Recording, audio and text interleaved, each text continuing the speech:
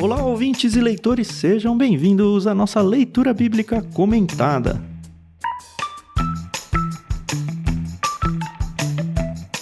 Eu sou o Thiago André Monteiro, @vulgutan, estou aqui com a Carol Simão e com Thiago Moreira, o retorno. Bom dia pra vocês, tudo bem? Oi pessoal, tudo bem? Aqui é a Carol Simão, animadíssima com mais um novo livro e animada com o pastor Thiago de volta aqui, né? Que seja eterno enquanto dure. Olá pessoal, que saudade que eu tava disso aqui. Muito bom estar com vocês novamente, juntos para mais um livro, mais uma carta pequena do apóstolo Paulo. Muito bom estar com amigos novamente falando sobre a palavra de Deus. Você vai gravar uma carta pequena e sair correndo de novo ou não? Espero que não. Terminou o doutorado? Também não, mas estamos quase. Isso aí. Mas matéria já foi, agora é só a famosa defesa, né? Quase. Aí depois a gente faz um episódio só de você fazendo a sua apresentação de doutorado aqui, vamos ver se dá audiência. Eita! Bom, mas vocês já sabem, a gente terminou o Êxodo, gastamos praticamente um ano junto com o Edu Oliveira, a gente gravou 2 episódios em Salmos e agora voltamos a um livro de Filipenses, a pedido do Thiago Moreira aí, e a gente fez as contas na real, porque a gente termina o livro de Filipenses e entra em férias de fim de ano. E não larga um livro parado no meio aí com vocês ansiosos. Então vai ser um livro rapidinho, 4 capítulos, 6 episódios, porque a gente tem, como vocês já sabem, o prefácio, que inclusive é o episódio de hoje, e o epílogo, que é aquela live festiva que a gente faz, falando um pouquinho do que foi a experiência de gravar e trazendo vocês aí no Instagram para conversar com a gente. Mas começamos uma nova jornada aí, uma jornada um pouquinho menor, né? Mais uma nova jornada e foi legal começar a estudar tudo de novo, né? A gente tava lá focado no Êxodo e tal. Eu tô falando isso porque enquanto a gente tá gravando isso, a gente ainda não gravou os episódios de Salmos que vocês já ouviram, tá? A coisa em podcast é bem bagunçada assim mesmo. Mas foi muito bom revisitar vários livros do seminário, introduções e teologias e, enfim, várias bíblias de estudo. E sabe o que é muito legal? Eu não sei se o Thiago, como professor, tem muito disso. Vários dos livros que eu fui ler, eu tava lendo assim, nossa, parece que é a primeira vez que eu tô lendo isso. E aí nele mesmo tava várias coisas anotadas e grifadas no livro. Eu falei, nossa, eu já passei por aqui em algum momento da minha vida, eu só não lembro, né? Isso é a nossa idade, tá? Mas é engraçado, no mínimo curioso, né?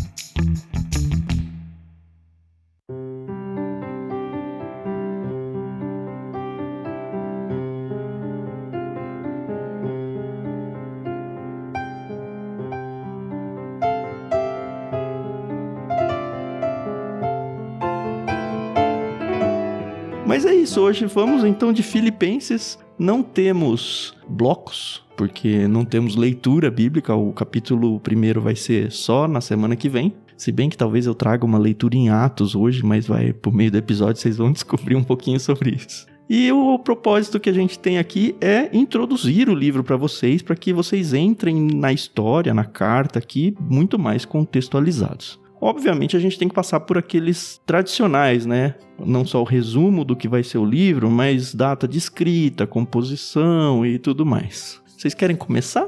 Eu não sei se nós vamos revisitar algumas coisas que nós falamos lá em Efésios. Podemos. É uma carta, eu acho que a discussão sobre carta, quem quiser acompanhar de forma mais profunda, para não ser repetitivo, pode ir lá no prefácio de Efésios. Carta genericamente falando, né? O que é um conceito de carta bíblica, esse tipo de coisa, né? Isso, exatamente. A gente discutiu lá no prefácio de Efésios, porque foi a primeira carta que a gente tratou, né? Sim.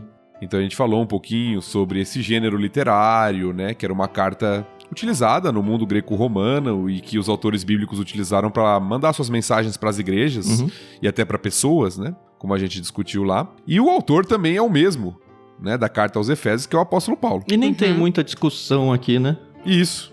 Algumas coisas, né, vão ser semelhantes de contexto, né? A gente falou, é uma carta, é o apóstolo Paulo e também é uma carta da prisão. Que a gente já falou. Só para lembrar, as cartas das prisões, cartas que foram escritas com Paulo preso. Isso. A gente tem Efésios, a gente tem Filipenses, a gente tem Colossenses e a gente tem Filemon, é isso? É isso mesmo. São tradicionalmente as 4 cartas da prisão, conforme nós formos ler, né, nos próprios episódios, nós vamos ver que tem vários indícios disso na própria carta, que Paulo estava preso.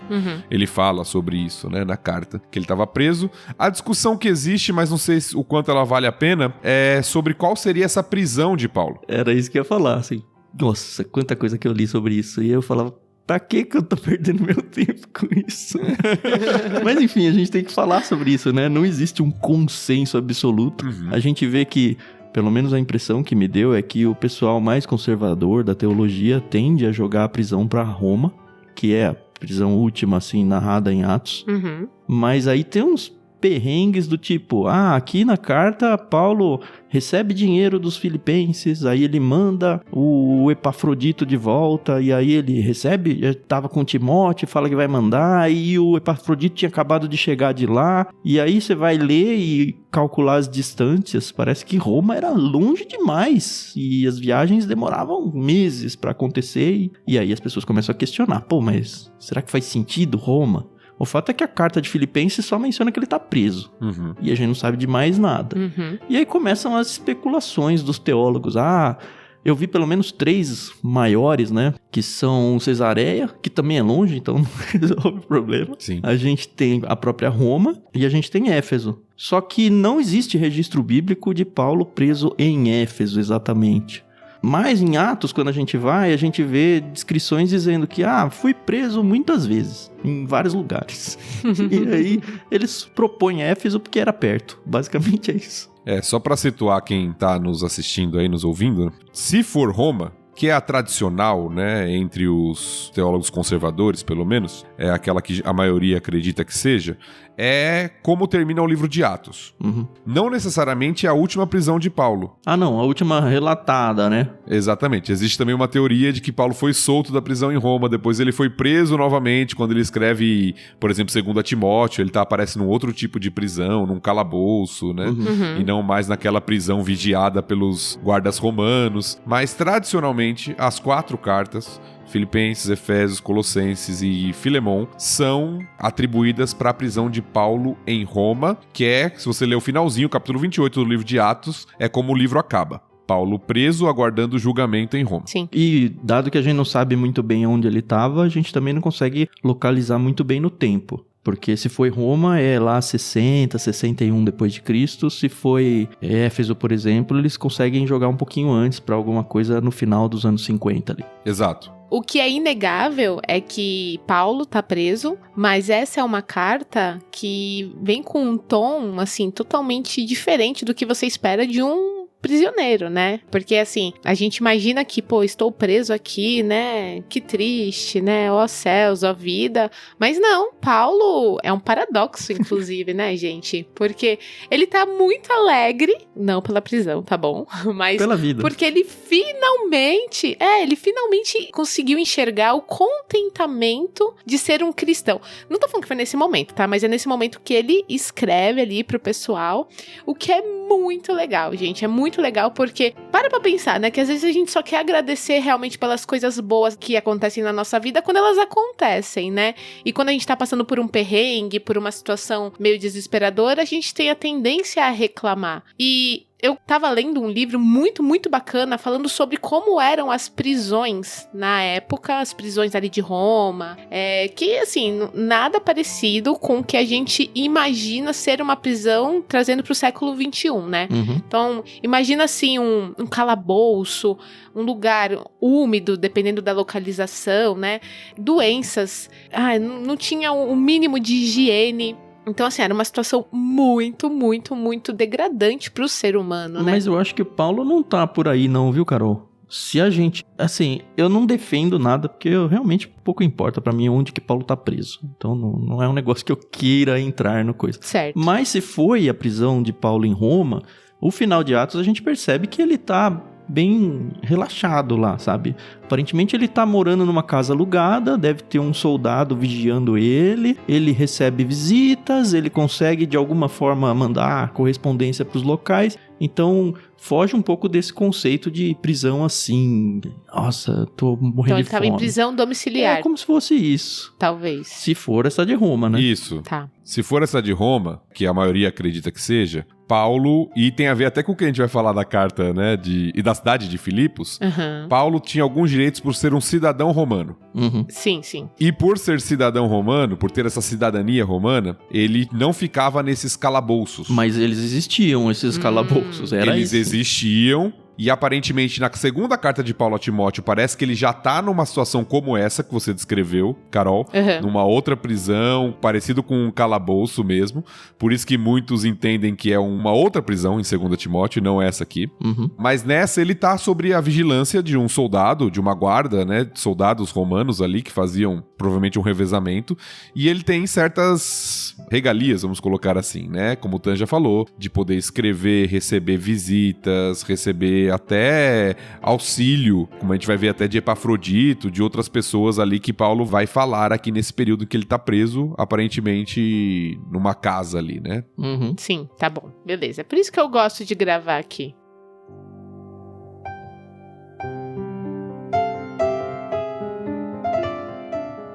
O que eu queria fazer com vocês, a gente tem que falar dos filipenses, né? Quem foi Filipos e tal, e por que que tá aparecendo aqui. Mas eu acho que antes da gente entrar nessa parte, até para não ter nada de leitura bíblica no programa que chama Leitura Bíblica Comentada, né? Pra mim foi muito útil, tá? Por isso que eu tô fazendo isso pra vocês. Eu quero ler o trecho em Atos, em que Paulo visita e conhece pela primeira vez Filipos. E aí depois a gente vai falar um pouco sobre essa cidade, enfim, tudo mais.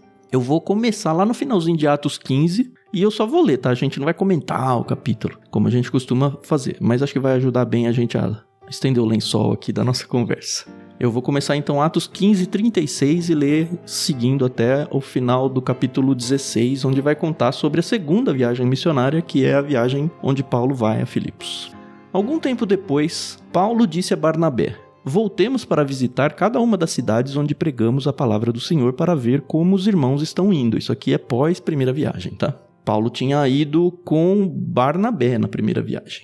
Barnabé queria levar João Marcos, mas Paulo se opôs, pois João Marcos tinha se separado deles na Panfilha, não prosseguindo com eles no trabalho. Aliás, ele tinha ido com o Marcos, né? E aí ele não gostou. O Barnabé tava junto primeiro, né? Estavam os três, é isso? Era Paulo, Barnabé e João Marcos. Só que João Marcos desiste logo no início. No começo. E aí o Paulo fica meio irritado. Continuando lá então, o desentendimento entre eles, Paulo e o Barnabé, né? Porque o Barnabé queria levar o João Marcos e o Paulo falou, não, ele já debandou a primeira, não quero que debande na segunda. Enfim, o desentendimento entre eles foi tão grave que os dois se separaram. Barnabé levou João Marcos e navegou para Chipre. Paulo escolheu Silas e partiu, e os irmãos o entregaram ao cuidado gracioso do Senhor. Então ele viajou por toda a Síria e Cilícia, fortalecendo as igrejas de lá. E aí a gente entra no capítulo 16.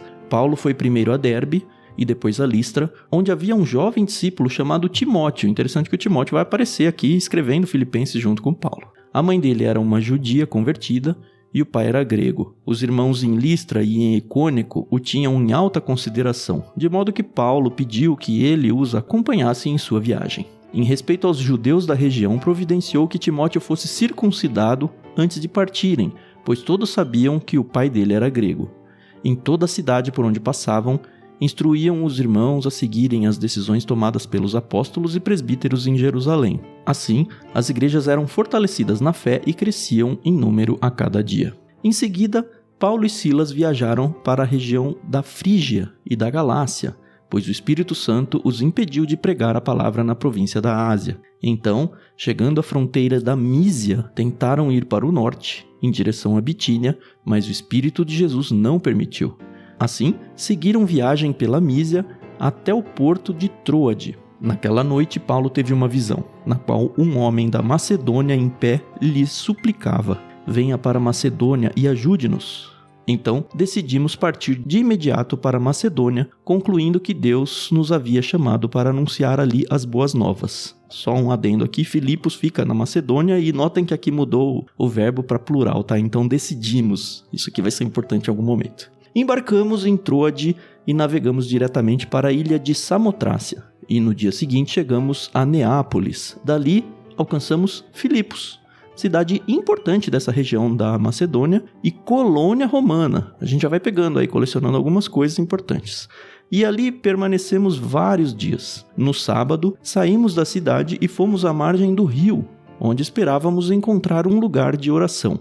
Sentamo-nos e começamos a conversar com algumas mulheres ali reunidas. É interessante notar aqui que ele não vai numa sinagoga, então provavelmente não tinha uma sinagoga na cidade. Também é uma coisa que a gente deve mencionar. Uma delas era uma mulher temente a Deus chamada Lídia, da cidade de Tiatira, comerciante de tecido de púrpura. Enquanto ela nos ouvia, o Senhor lhe abriu o coração e ela aceitou aquilo que Paulo estava dizendo. Foi batizada junto com sua família e pediu que nos hospedássemos em sua casa. Se concordam que creio de fato no Senhor, venham ficar em minha casa, disse ela, e insistiu, até que aceitamos. Certo dia, enquanto íamos ao lugar de oração, veio ao nosso encontro uma escrava, possuída por um espírito pelo qual ela predizia o futuro.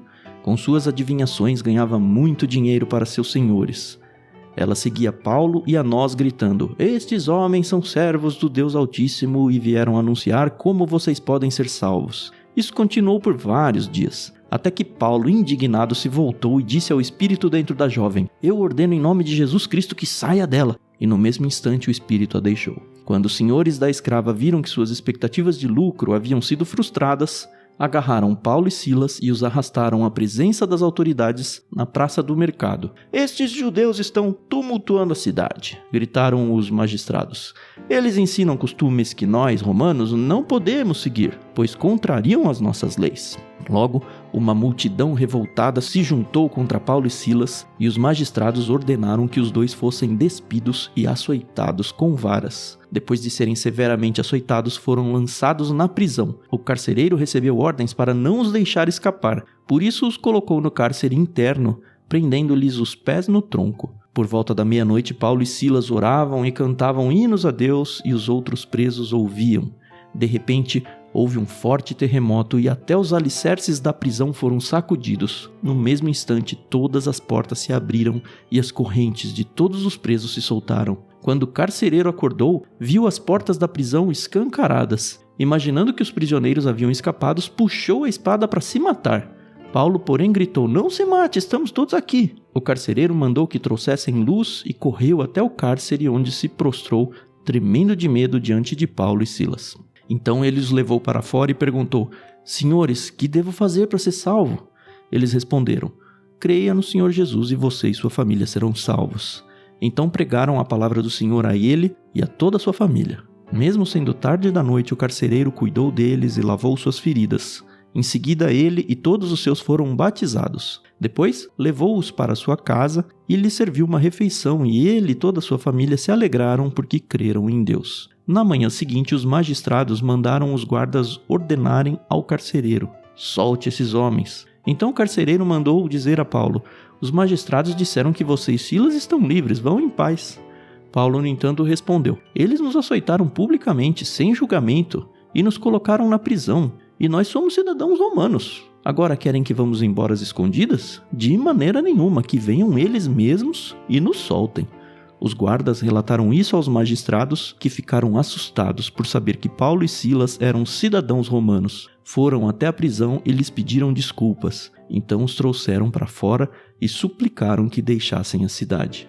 Quando Paulo e Silas saíram da prisão, voltaram à casa de Lídia, ali se encontraram com os irmãos e os encorajaram mais uma vez. Depois partiram. E aí eles saem de Filipos. Então é tudo isso que aconteceu ali e a gente pode colecionar algumas informações interessantes para a gente entrar na carta aos Filipenses mais ferramentados, né? É interessante esse trecho de Atos, né? Porque relata para nós como o evangelho chegou até essa cidade. E de uma forma bem diferente, né, do que era o comum até aqui, Paulo recebe uma visão, né? Na verdade, ele tem planos de ir para outro lugar, mas ele recebe uma visão, né, do Senhor para que ele fosse, e é a primeira cidade, então, na Europa, né? Vamos colocar assim. Sim. Filipos hoje é Grécia, né? Tá dentro do que é chamado do país atual da Grécia, né? E seria a porta de entrada aqui para aquela região com o evangelho. Ali na segunda viagem missionária de Paulo, como o Tan leu aí pra gente.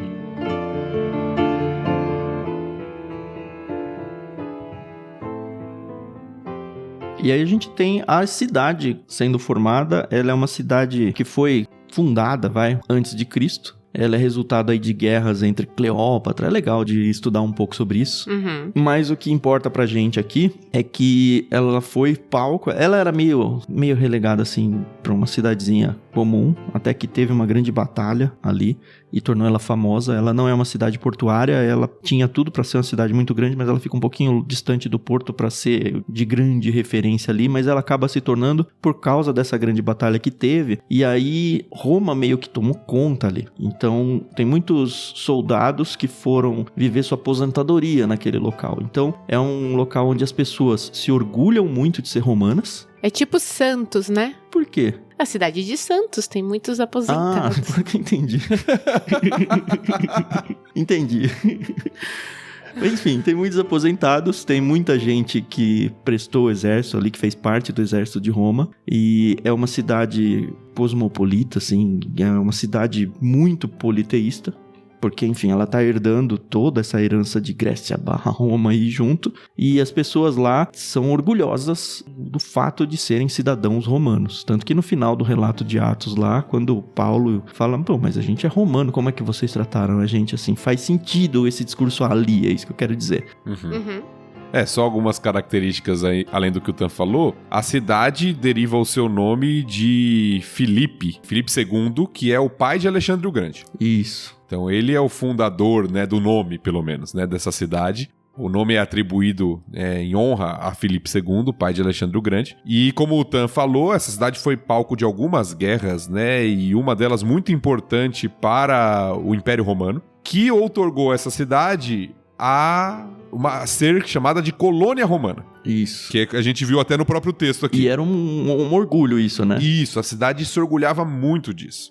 O que alguns estudiosos, arqueólogos, né, historiadores afirmam é que essa cidade era uma mini-Roma. Isso. Que as pessoas falavam latim lá, o que não era comum no Império como um todo, era comum em Roma, mas no Império não, no Império era o grego que se falava, mas as pessoas falavam latim, tinham muitos, como o Tan falou, soldados aposentados ali naquela cidade, e que eles se vestiam, inclusive, como os romanos, com aquelas togas, né? Então era uma cidade que tinha muito orgulho de ser considerada colônia romana. Foi algo que eles conquistaram por serem leais ao Império. Então aquela cidade se orgulhava disso. Sim. E você vai ver alguns ecos disso na carta, né? Nós vamos passar sobre isso, mas só um ponto para chamar sua atenção, dar um pouquinho de sabor para aquilo que nós vamos ler posteriormente. É nessa carta que Paulo vai falar que a nossa cidadania está nos céus. Para um lugar onde eles se orgulham de morar, né? Ele dá uma bronquinha, né? Então, é interessante, né? Vários problemas que nós vamos ver também na carta estavam relacionados ao orgulho. É uma carta que fala muito de humildade. Agora, a Carol falou um negócio legal no começo. E, é uma carta que ele escreve preso, mas ele parece muito alegre. É muito interessante ver como praticamente todo mundo chama como a carta da alegria. É uma alcunha que essa carta tem. Pois é. Porque a palavra alegria aparece muito na carta. Sim. Pegando em proporção, é uma carta pequena. O verbo se alegrar e o substantivo alegria aparecem numa proporção fora do comum para os outros escritos de Paulo. Por isso que muitos vão chamar da carta da alegria, né? Essa questão da humildade também de Paulo é muito visível nessa carta, né? Ele sempre se apresenta como Paulo, apóstolo de Jesus Cristo, né? Do nosso Senhor. E aqui ele fala Paulo, escravo, né? Então, um escravo, a gente sabe que é uma pessoa que está ali privada de liberdade, né? Sim. Mas a liberdade que ele fala aqui é diferente, né? Então isso é muito interessante ver, porque ele realmente se livra, né, de qualquer título pra falar pra essa igreja, porque ele tinha muito amor por essa igreja, né? Isso é interessante, né? Não que ele não tenha pelas outras, mas essa igreja, a gente vê um carinho muito grande da parte de Paulo e deles pelo próprio Paulo, né? Eles ajudam financeiramente, né? Foram a primeira igreja a ajudar eles financeiramente, né? Isso mesmo. Então a gente vê realmente que essa carta, ela é um agradecimento, né, de Paulo para a igreja, né? Sim, toda essa relação de cooperação é muito forte na carta.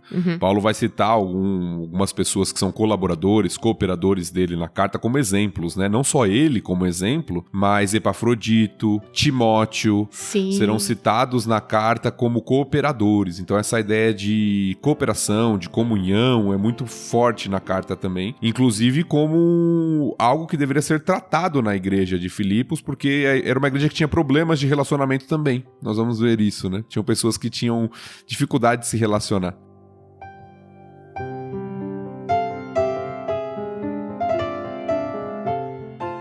Filipos era uma cidade que praticamente não tinha judeus. A gente, durante a leitura de Atos, vê que Paulo não vai a uma sinagoga e ele sempre faz isso.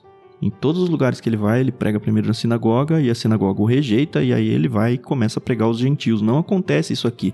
E muito provavelmente porque, por causa desse contexto todo aí de uma cidade romana que fala latim e tudo, quase não tem judeu ali mesmo. Para se formar uma sinagoga, tinha que ter 10 famílias judaicas, 10 líderes judeus. E se não tem, não forma. E aparentemente não tinha esses 10 necessários. E aí assim que ele encontra a Lídia e... enfim, tudo que a gente já leu, né? Eles formam aí uma primeira igreja, provavelmente com a própria família do carcereiro, que quando a gente chegar em Atos é um capítulo muito gostoso. Acho que não vale muito a pena a gente falar do capítulo em Atos lá. Mas uma igreja se forma lá, uma igreja gentílica, basicamente. Sim, você tem Lídia ali e aparentemente, né, a gente não tem tanta informação, parece que a igreja em Filipos começou na casa de Lídia, né? Sim.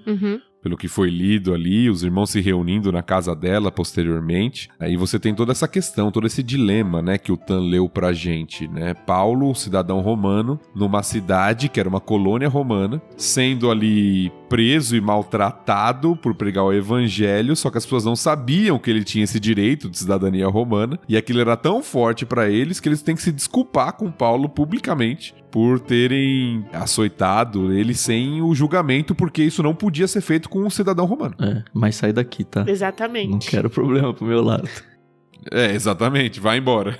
Na real, o Paulo trouxe problemas pra lá, né? Ele já... pensa, a cidade, ela é politeísta. Ele já teve o caso lá de tirar o ganha-pão dos adivinhos ali, dos donos, né? Daquela serva que fazia adivinhações porque estava endemoniada. Me lembrou muito daquele trecho onde Paulo vai, se não me engano, pra própria Éfeso. Onde Éfeso se irrita com eles e fala, Éfeso da Diana e tudo mais, e ele tá aqui atrapalhando os nossos negócios, porque a gente vende os santinhos aqui dos deuses que a gente cultua, e esse cara tá vindo com um negócio que é fora do esquadro, sabe? Me lembrou muito esse cenário vivido aqui em Filipenses.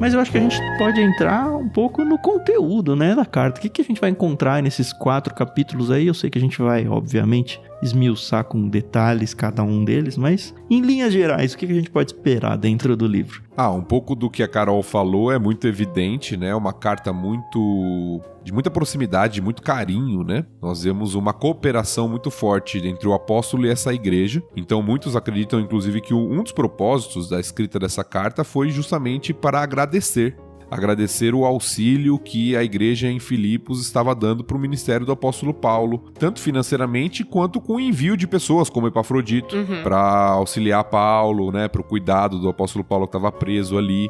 Então, uma das coisas que nós vemos na carta é essa questão da comunhão, da relação de cooperação que existia entre Paulo e a igreja de Filipos.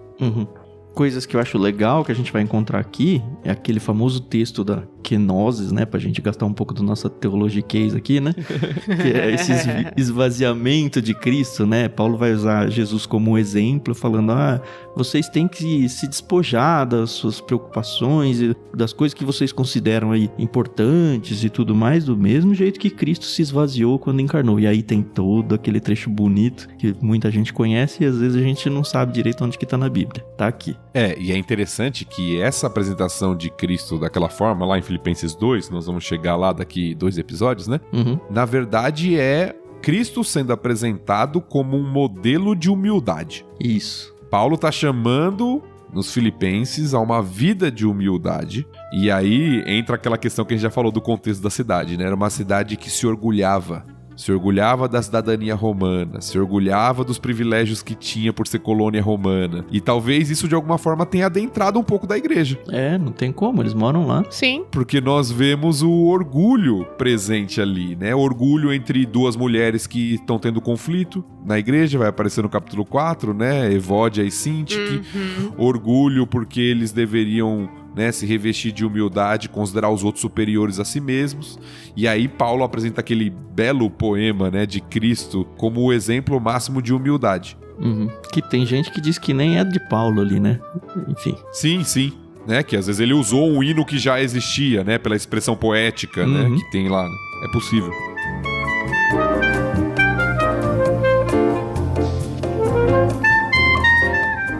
Eu vejo muitas vezes Paulo tentando trazer a eles naquele que você falou, né? De as pessoas não têm que se preocupar com a pátria daqui, tem que se preocupar com a nossa real morada. Então, pelo menos 2 ou 3 vezes na carta, e pode parecer pouco, mas são 4 capítulos, né? Ele vai falar da volta de Cristo. Tenham sempre em mente a volta de Cristo, considerem que Cristo vai voltar. É interessante até esse viés um tanto escatológico de Paulo na carta. Sim. E uma outra questão que surge também na carta, no desenvolver da carta, que é comum, né, nas cartas de Paulo no Novo Testamento, não só de Paulo, na verdade, é o perigo dos falsos mestres. Sim, isso tá no 3, né? Isso, capítulo 3 principalmente, Paulo vai falar, aparentemente os judaizantes, aquele grupo que queria ensinar que para ser salvo você tinha que cumprir as exigências da lei judaica, né? Circuncisão e outras questões. Então Paulo também tem um embate com esses judaizantes dessa cidade, apesar de não ter, como o Tan falou, aparentemente um grupo forte de judeus em Filipos. Era uma colônia romana, então tinham muitos romanos e gentios ali. Você tem muito esses judaizantes tentando ensinar uma doutrina diferente na igreja que havia sido fundada. O que a gente vê acontecendo no Novo Testamento. Parece que Paulo vai fundando as igrejas e vai um grupo atrás querendo desvirtuar o que Paulo havia ensinado, né? Inclusive isso é relatado na própria carta dele, falando de como estava a situação dele na prisão, né? Quando ele tá contando pros filipenses que, aqui onde eu tô mal feliz, porque o evangelho tá sendo pregado. Tá certo que tá sendo pregado por um grupo aí também, né? Tem um grupo sério que realmente tá interessado no evangelho, mas tem um outro que parece que prega só pra me ver preso, porque vai irritar, sabe? O evangelho vai irritar as pessoas e então o Paulo continua preso porque o evangelho tá sendo disseminado.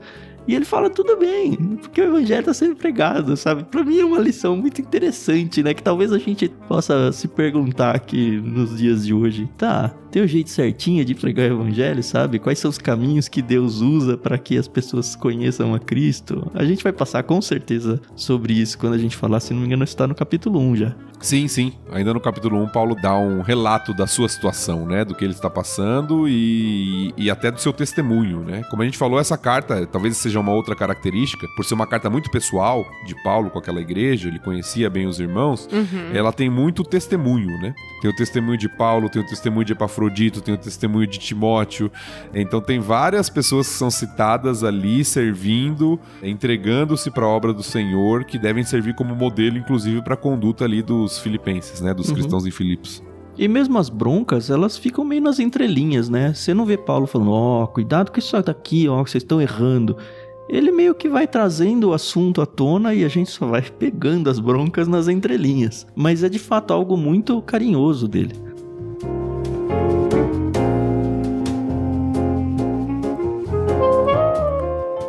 E é interessante, né, o que a Carol mencionou também sobre a alegria de Paulo. Porque você imagina, né, Paulo tá preso e ele tá incentivando aqueles irmãos à alegria, incentivando aqueles irmãos a não viverem ansiosos. Então você tá ouvindo isso de uma pessoa que tá numa situação difícil, né, de prisão, e que talvez vai estar um dos versículos mais famosos também de Paulo nessa carta, quando ele fala, olha, pra mim não importa, porque pra mim o morrer é lucro.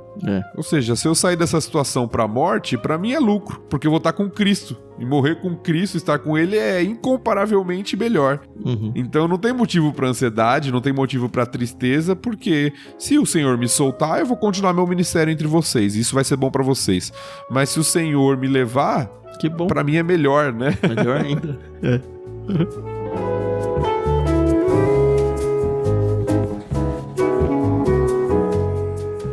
E tem o currículo de Paulo aqui, né, também. Texto super famoso, aquele que fala, sou judeu, e fui isso, e fui aquilo. Eu tinha todos os argumentos para ser um super arrogante espiritual aqui, mas eu jogo tudo isso no lixo. Considero tudo isso aí como lixo. Também tá aqui em Filipenses.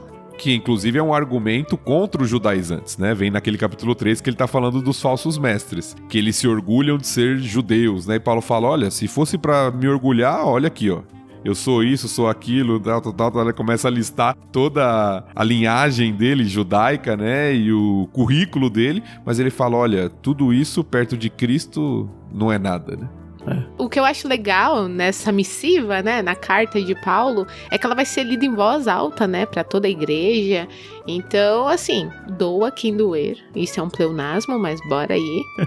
Vai ser lido, né? E, assim, gosto demais. Eu acho que quando a gente ajuda missionários nas nossas igrejas, é sempre gostoso você receber as cartas de atualização, né? Então, eu, lendo essa carta, eu penso muito nisso. Opa, Paulo tá aqui falando do ministério dele, falando das coisas boas e ruins que estão acontecendo, mas principalmente de como ele está firme e disposto a continuar trabalhando, né? Então, assim, é uma injeção de ânimo, né? Pra nós, enquanto igreja, né? Uhum. E o paralelo que você fez, Carol, é bem propício, porque parece ser um tipo de carta missionária mesmo. Prestação de conta a missionários, né? Isso, Onde Paulo tá, inclusive, agradecendo as ofertas que a igreja de Filipos mandou pro seu ministério. Sim. E a gente tem que lembrar que naquela época não existia outra forma de você se comunicar com as pessoas que não fossem através de cartas, né? Enfim, dessa parte escrita, né? É diferente de hoje, né? Hoje a gente tem aí rede social, a gente tem 1001 possibilidades de se comunicar com outras pessoas. Uhum. Mas é bem bacana ver essa questão da carta, né? E mesmo sendo lento, né?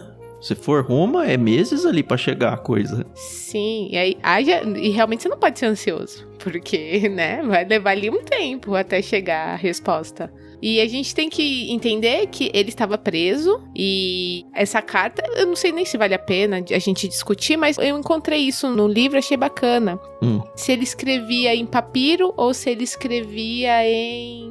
Pergaminho, isso aí. E aí eu cheguei à conclusão, né, junto com os meus estudiosos, que ele escrevia em pergaminho, porque era mais barato. E como ele estava preso, ele tinha que... Isso tudo é especulação, tá bom, pessoal? Ele tinha que economizar. Pergaminho que é feito de planta, né? O outro é feito de pele de animal, é isso? É uma coisa assim aí.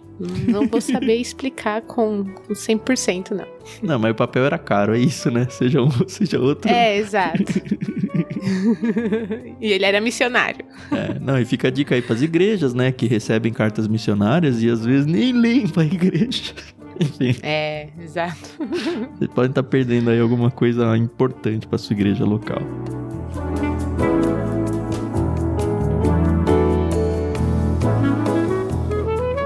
Talvez um outro versículo, antes da gente fechar essa questão do conteúdo aqui, um outro versículo bem conhecido de Filipenses, está logo no começo, que é aquele versículo que diz, Paulo, né, afirmando o amor que ele tem por aqueles irmãos e a confiança que eles tinham de que eles são de fato irmãos em Cristo, quando ele diz que aquele que começou boa obra em vós há de completá-la até o dia de Cristo Jesus. Pois é. É um versículo bem conhecido, né? Que Paulo fala da certeza que ele tinha dos filipenses como, de fato, cooperadores e irmãos em Cristo, né? Uhum. E também tem um dos versículos mais fora do contexto da história do cristianismo, Filipenses 4:13, né? Tudo posso naquele que me fortalece. A gente vai chegar lá e ver que talvez você esteja lendo ele errado. Mas na versão que nós estamos usando, na NVT, a tradução já ajuda. Eu vi isso. Verdade. Eu até passei meio batido nele. Eu falei, cadê aquele versículo? Tanto esse quanto um que eu usei no meu discurso de formatura, acho que é Filipenses 2, que ele fala que você tem que dar prioridade ao outro em vez de dar prioridade a você e tal. Eu passei batido, eu falei, mas era em Filipenses. A tradução faz isso com a gente que tá acostumado com aquela traduçãozinha dura que sempre decorou os versículos e de repente a gente lê e não acha as coisas mais. Eu só ia ler o versículo 13 nessa versão. Pode ler. Então deixa eu ler o versículo 13 na NVT. A gente vai chegar lá no capítulo 4, né? Mas diz assim, posso todas as coisas por meio de Cristo que me dá forças. Dá uma ajudada, né? E aí quando o contexto for lido e comentado, vai ficar mais fácil ainda de entender que não é uma leitura triunfalista, né? De que eu posso fazer o que eu quiser ou algo do tipo, né? Pois é. Mas cada coisa no seu lugar, cada dia o seu próprio bem, no caso. Opa!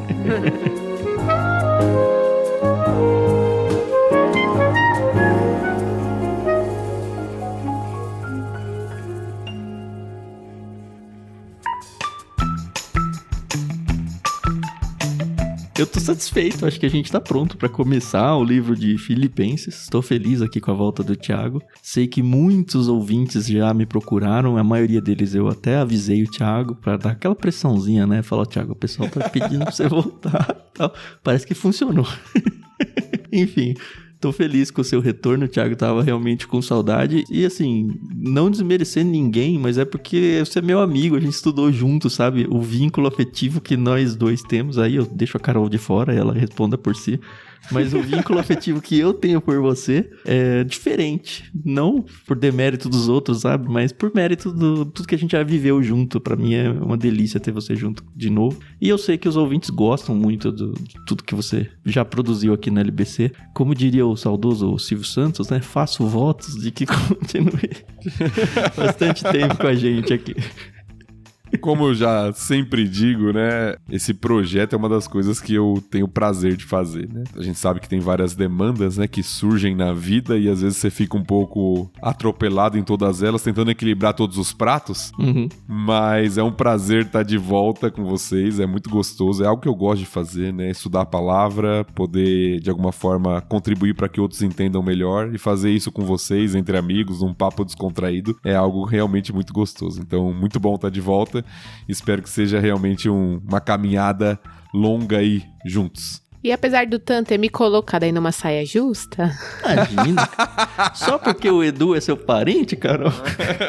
Não é... Não, o pastor Edu, ele também tem um espaço muito especial no meu coração. Mas claro que a gente tá muito feliz com a volta do pastor Thiago Moreira, né? É a volta do que não foi. Porque ele sempre esteve ali com a gente, né? No grupo que a gente tem no Telegram. Mas assim, estou muito feliz de estudar esse livro. É o livro favorito da minha irmã, a Amanda, e assim, só pela introdução, é muito difícil você só ler a introdução, né, porque é um livro curto, então você consegue numa sentadinha ali de 1 hora, pelo menos fazer a leitura, né, Então, tô muito animada, eu acho que... bem menos que isso. Não, vamos ler devagarzinho, mastigando, né, tá bom, recebendo os nutrientes. Então, bem lidinho.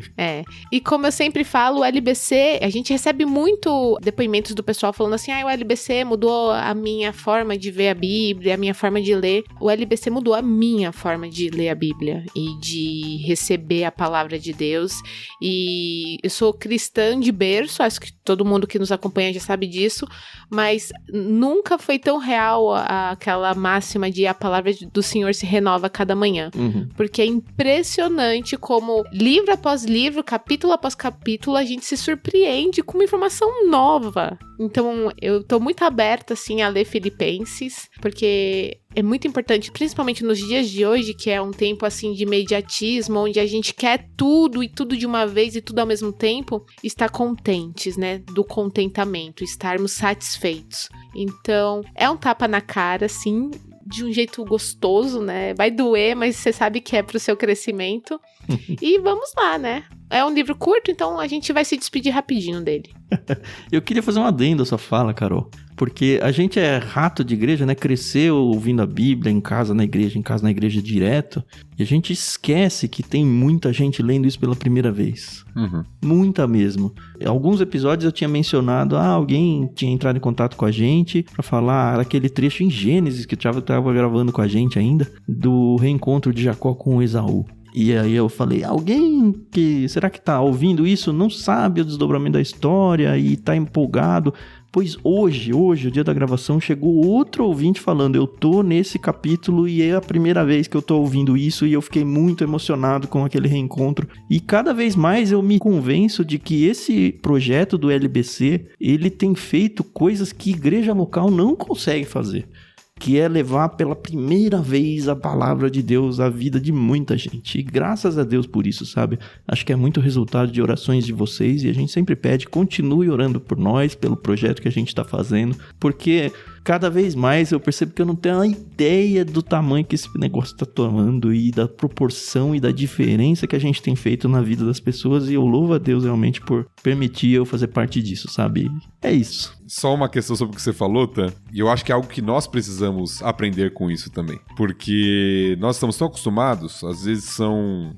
Filipenses, eu já li tantas vezes essa carta, já preguei essa carta. E quando a gente perde aquela sensação da novidade, a gente perde o impacto do texto. Sim. A gente tem que ler como se fosse, de fato, a primeira vez que a gente estivesse lendo aquilo. Para que o texto tenha o impacto que Paulo queria que tivesse quando chegasse lá aos Filipenses. Tomara que isso seja uma verdade para muitos dos ouvintes aqui, e que seja só a primeira de muitas dessa galera, né? E estejam sempre próximos aí do Senhor através das Escrituras, seja através do LBC ou de alguma igreja que você vá procurar, mas a gente está aqui para servir todos vocês. E vocês podem se aproximar da gente. A gente tem um grupo no Telegram que você pode fazer parte, t.me/Clube Ictus. A gente tem uma comunidade de leitura coletiva no Discord, onde a gente se conversa todo dia, o dia inteiro. É uma delícia. Se você quiser fazer parte também é de graça, é só acessar bit.ly/leitura coletiva. E se você quiser ser um dos nossos apoiadores, como foram aí os filipenses para a vida de Paulo, né? Você pode fazer isso através de uma chave Pix, tá aí na descrição do episódio. Você pode fazer isso através de um financiamento coletivo no Catarse, que a gente tem cadastrado, também tá na descrição do episódio. E você pode fazer isso fazendo suas compras na Amazon através do link ictus.com.br/Amazon, a gente também deixa na descrição. Então, sempre que você for fazer suas comprinhas, lembre-se de nós. Faça suas compras partindo desse link, nada vai mudar em relação ao preço para vocês, mas vocês vão estar abençoando as nossas vidas e Deus sabe o quanto precisamos disso. E é isso, semana que vem então a gente volta com Filipenses 1. Muito obrigado, Carol, muito obrigado, Thiago Moreira, muito obrigado, senhores ouvintes, e até a próxima. É isso aí, pessoal, muito obrigada pela paciência, audiência, a gente se ouve no próximo episódio. Até mais. Valeu, pessoal. Nos vemos então, ou nos ouvimos, em Filipenses capítulo 1. Leia aí, já aproveite para fazer suas reflexões e estaremos juntos aí comentando um pouquinho sobre esse capítulo e aprendendo da palavra de Deus. Valeu!